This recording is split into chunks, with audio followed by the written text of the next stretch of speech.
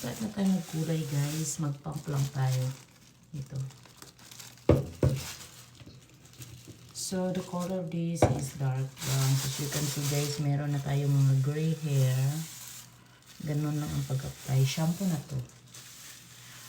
Actually, nakikita ko, naging brown na siya. Dark brown.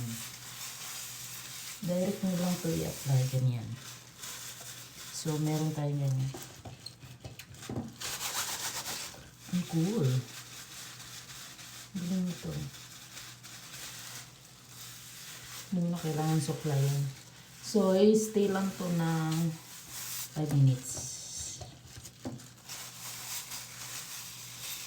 So, kulayan natin lahat para mapantay. Shampoo na kasi to na may kulay. So, see kung matagal ba siya magtanggal.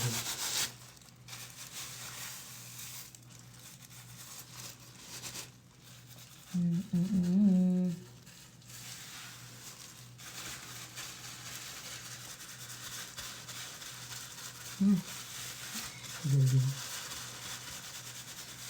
So, may mga puting-puting buhok na tayo sa gilid.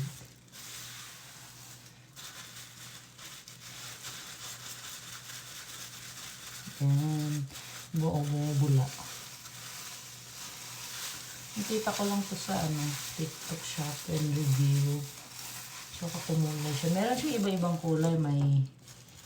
Parang may red. Tsaka black. Tsaka ito dark brown.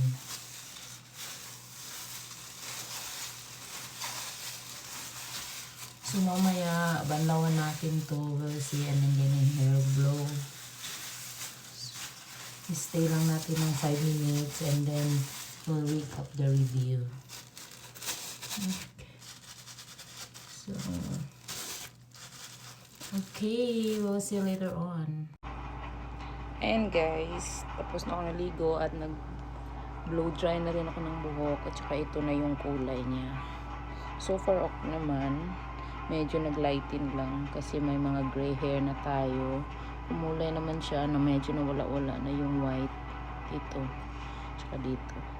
So yung kulay niya is dark brown. So ganyan ang kulay niya. So maglagay na lang tayo ng serum. And then mamaya mag-ano na lang tayo, plancha para hindi naman buhaghag. So 1 pump lang.